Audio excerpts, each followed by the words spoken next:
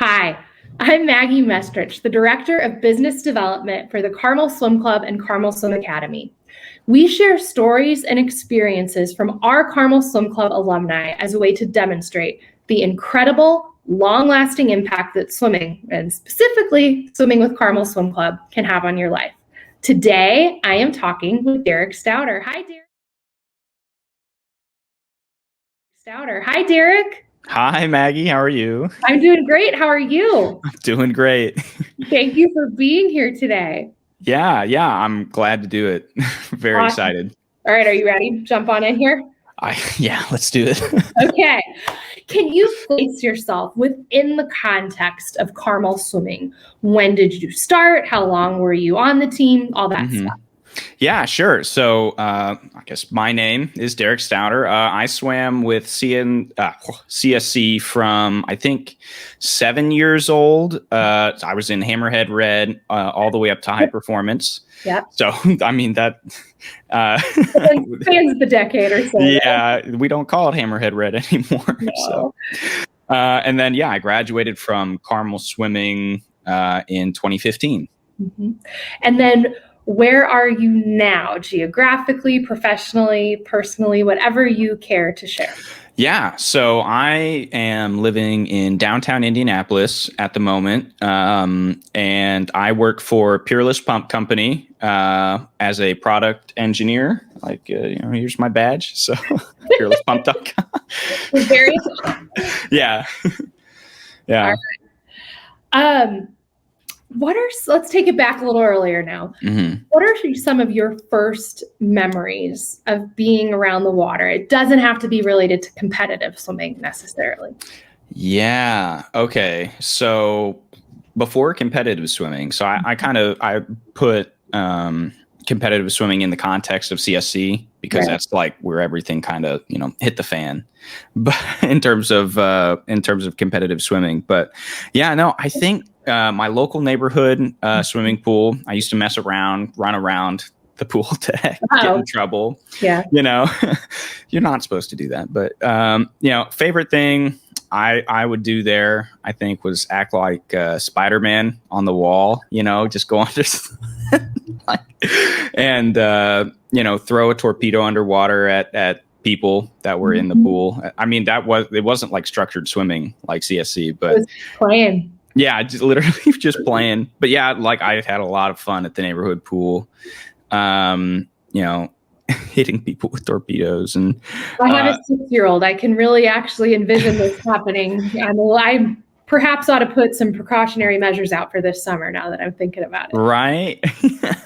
I mean, yeah, when I was that young, I was getting into all sorts of trouble, but like, I loved being like tossed into the pool. Like I was really small, around that time. So, when I couldn't go off the diving board, I'd just be like, throw me in the water and like, toss you. And that was a different time, you could do that. I feel like, but yeah, I really enjoyed getting the hang time on that. It felt like I was flying. So between that and the diving board, I was really happy to be at the pool. Well, how did you then make the transition from just doing the fun stuff, hanging out, pretending to be Spider-Man, getting thrown through the air? What led you then at 7 years old to make the leap over to Carmel Swim Club? So my sisters were a big proponent of that. I had 2 older sisters. One was 8 years older than me and the other was 4 years older than me. So they had already gone through Carmel swimming. Right. And I think at some point, before I could get into Carmel swimming, I had to like get a little bit better. And I think the best way to do that is like I trained like really early with like WTSC as like, they had like an L-shaped pool at the time or something. And that's where I like got together, like got my stuff together. And then I went with Beats, and Beats had originally taught me how to swim. Like she, I think, taught me and my sisters how to swim from the beginning. A lot of people who came through Carmel Swim Club. Yeah. And, even though I wasn't too comfortable being on my back, I really did not like backstroke. I was pretty good at breaststroke, and, I was when I realized like I could actually be, I guess, pretty competitive, my parents and I think I decided it was a good time to join Carmel Swimming and like go further. Yeah. And a lot of my friends were doing it too, and you know, having that be like a way to, you know, exercise or be part of the sport that my sisters were part of was, I think, a big thing too. All right, very cool. Can you identify the most significant lesson that you learned during your time with Carmel Swim Club? Ooh. Yeah, there's a lot of things. I mean, between you and Ian and Webb, and like I could go through all the coaches. Like every single coach taught me something important. More than one thing for sure.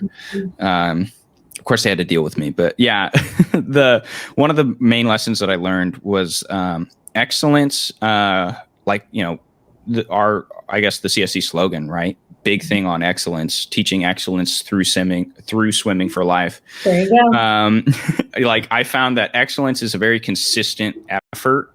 Right? Consistency was very key in that, and it's not something that you can achieve, and it's not really an action. Like it's more of an action that you have to do every day, right? Like it's not a destination to achieve excellence or achieve success, right? So it's a very easy mistake to think that like that you're on a path to do that, but really it's like you're forging that path. So it's really about like how you define your actions and how those actions affect those around you. And, you know, we're all human, you know, the coaches, the parents, you know, the people surrounding you, you know, in your daily life and even in swimming, and using those opportunities and trial and error to grow. Like no one is perfect. And so the excellence that the swim club is founded on, I think, you know, is done every waking hour in your choices, right? Like if you are consistent in your effort, pretty soon, you know, it becomes second nature, right? Definitely. Like, you know, breaking habits, forming new ones. And Carmel taught me that it is my choice to be excellent and to be myself. And, but that excellence takes consistent effort. Okay. And I think that's like the biggest thing. Yeah. Just that. Oh, yeah. Yeah. What advice or insights would you offer to current swimmers? Yeah.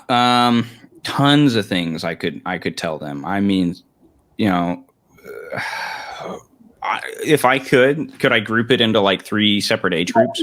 Absolutely. Okay. So like, I think for 12 and unders, you know, I'll go that route. 12 and unders. Okay. Swimming, in my opinion, should always be more fun than it is serious, at least for them, right? Like, because they're grasping the water still, right? Like you're not even like fully through middle school yet, and it's really fun. Like everything is just really fun, and there's times to be serious, of course. Like, I'm not saying it should only be fun, right? But that's the primary driving factor. Yeah, I was like, if you're coming to practice, most of the time you're doing it because you're having fun, not because you think it's like a very serious thing, you know? So if they can understand like that there's plenty of time to be serious later on, you know, in their swimming career, like at that point, I'd say it's like you've got a big lump of, you know, your swimming behind you, but there's so much in front of you too, because you've got high school and potentially college, right? And that, like, college, I think, is like the most serious portion. And then if you go on past college, like that's your job, right? Like that's very serious. So having fun early on is like the most, I think, really important thing. Between 12 and 14 though, I know a lot of people are very focused on cuts and times and getting like, they feel like their success is really based on how well they do in terms of time in the pool, right?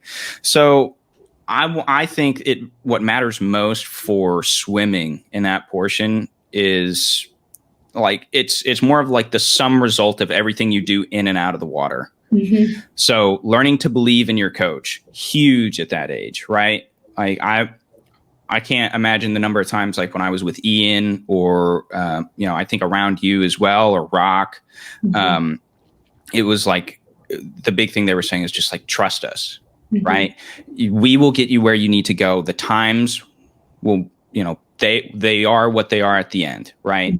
And your goal, like everything we're doing is to make sure that your goals are in mind. So as long as you trust in your coach and challenge them, because they're challenging you. I can't imagine the number of times I tried to made it difficult for you guys.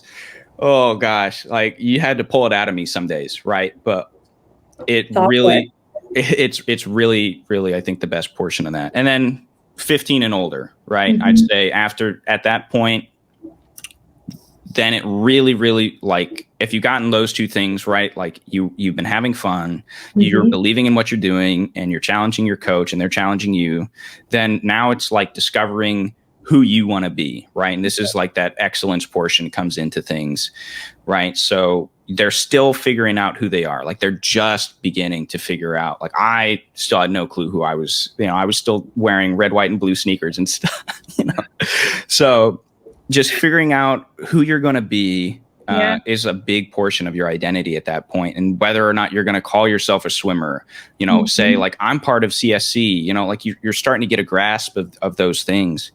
Swimming can be a big part of your life for much longer once you hit 15, right? Like you're really thinking ahead at that point, or you're at least just starting to.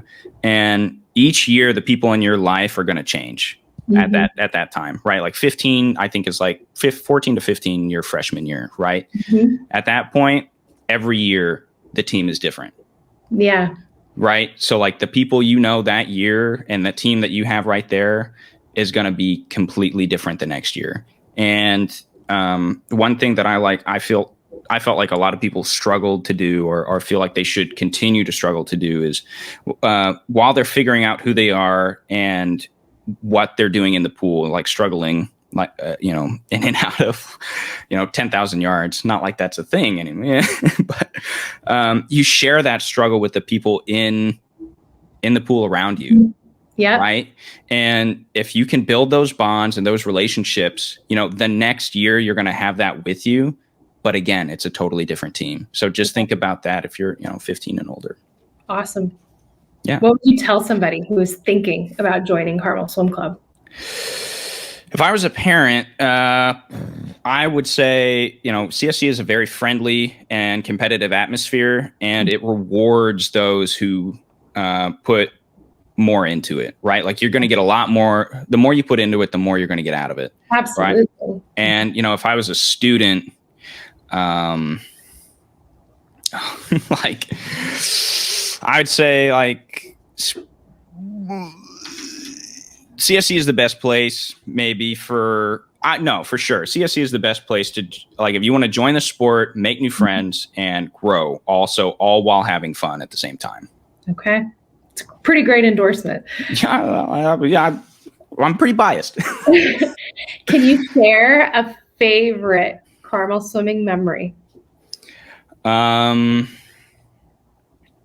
Maggie, there are so. You don't have to only do one. There are no rules here, Derek. It's okay. I know. Oh gosh, like I remember you organized quite a few things. I think while we were in Omaha, right? Yeah, Operation Omaha 2.0. Yeah. Yeah. Like we had some fun games. Oh my gosh. You're bringing back a lot of memories right now. Seriously. It's fun to think of good things. I haven't had to think about these things for a long time, and part of me wants to say that there are so many memories. I feel like it would be unfair to like the people that are like that I shared those memories with. If it'd be unfair. So I think I'll just keep it high level. Okay. So like travel trips, to meets and, like Operation Omaha, those kinds of things. Super fun, super duper fun. Those are experiences like you'll never get to have again. Yeah. Like, at least for me, I felt like, like you can do it maybe multiple times, but like oh gosh, so fun. The team building activities I felt like were something that that were very special. Like on travel trips, you got to do way more team building activities because you're there only for swimming, right? I mean, you don't have to worry about homework. You don't have to worry about you really don't have to worry about meals, right? Like you guys made it very easy to focus on the people that you're with. And, the ridiculous things that you could do at the same time, like dress up and, cheer on people like in weird outfits, just make it, like just those things that's what made it really, really encouraging and fun to do. And then I can think of like the awkward time between practice, 3:05 classes are done. You have to be in the water or like on the pool deck by 3:20, right? There's that awkward time where you're like sitting on the pool deck, like you're there too, and people are eating their snacks, and everyone has their different like ways to hang out and catch up. And there was that nice awkward moment where we all shared, it was like our fear of practice starting. Just a little bit, not in a bad way, but it's like, oh man, like I've been warm all day. Gotta get my pool now. Yeah. And then, the practices are being laid out and you're like, oh, what's on the practice today? And, those are like things that we all shared together. Yeah.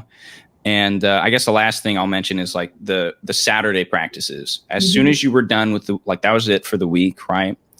Everyone would be leaving. Hair was wet, depending on the time of day, or like the time of the year, I guess. But everyone started talking about their plans, like, oh, let's all go to Bob Evans, or let's go to like, what is that place called? The pool clay. You know what I'm talking about? The one with the slides and everything, the lazy river. Anyway, Monon Center. The Monon Center. I don't know why I say, stuff like that. Like, hey, let's do a bike trip down to Indy. Those, like, at the end of all of that, and just having those nice, like, we're all leaving together. We all come in together. We're all leave together. And then you're going to go do something else together after. Yeah, exactly. And we're all together, like, just at that point. So I thank you for making me remember those things, because those are things that I haven't had to think about in a long time. Yeah, it's fun. And you're part of it. Looking back, it's one of I can look back on it fondly now, but the test trip that we took to Omaha before trials for the test meet that they did with the infamous bus driver. Right? So I hadn't thought about that for a while, but now that we're 9 years removed from it, I can look back and laugh. Thank goodness. Thank goodness Paul Stauder was there and helped us fly. Yeah, with that. Yeah. Anyway, what do you think somebody might be surprised to learn about Carmel Swim Club? I think the most surprising thing to know, especially with CSC, is that for whatever reason you join, or whatever expectations you may have for joining, which it most likely is the swimming, right? You come to realize that you're embracing a community that that you can never like really leave behind. Yeah. Right. So once you're in, yeah, it's not Hotel California kind of, but it's like you join and it becomes a part of your daily life in one way or another. And I'd say that's the most surprising thing. Yeah, just becomes part of you. Well, and I think it's not only are you embracing a community, but that community is really embracing you. Yeah. It's mutual. Yeah. Anything else that you want to add or share? Yeah. Just one other like a couple other things really. Swimming, you know how we used to like it kind of gets this stigma for being an individual sport, right? But really it's not. Like it's rooted very deeply in sharing your time with others. You know, and you have to remember that everyone that you share your time with matters, and you alone cannot make your team great, right? So that's just something that it takes a while to learn, that it's not an individual sport, you know. And I know not everyone is super excited about doing team cheers at the beginning of meets, or, you know, learning just all the fun things that you get to do. But like really, when it comes down to it, like I mostly remember what it was like being with people like you, with the coaches, with my fellow swimmers, and then I would also say, try to, if for any like swimmers now, right, try to avoid any like exclusive friend groups, right? Swimming is a very inclusive thing, right? We're all there at the same time doing going through the same stuff, right? There's no reason why you can't have everyone be a part of everything, especially like during the few hours that you take out of your day to do it, even though, it's a very holistic sport, right? You have to be fully, committed to that. But yeah, I would say that, and life will change drastically with swimming for a good way, in a very, very good way, right? And it's very easy to lose sight of what matters in the present, like in the very urgent things. There's urgent things and then there's important things, right? Yeah.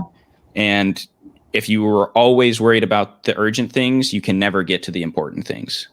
So really find what's important to you, especially within whatever it is in swimming or in and out of the pool.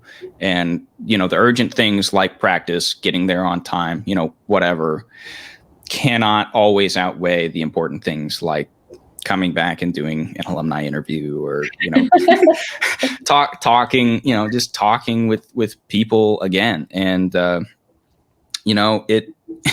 it leads me to say, that I miss every single one of the people, that I shared my time with. And I hope they see this message, this interview, and, I hope we can see each other again one day and rekindle our friendships. Oh, that's great. Well, Derek, thank you very much. I appreciate your time, and yeah, so heartfelt and thoughtful today. Thank you. Yeah,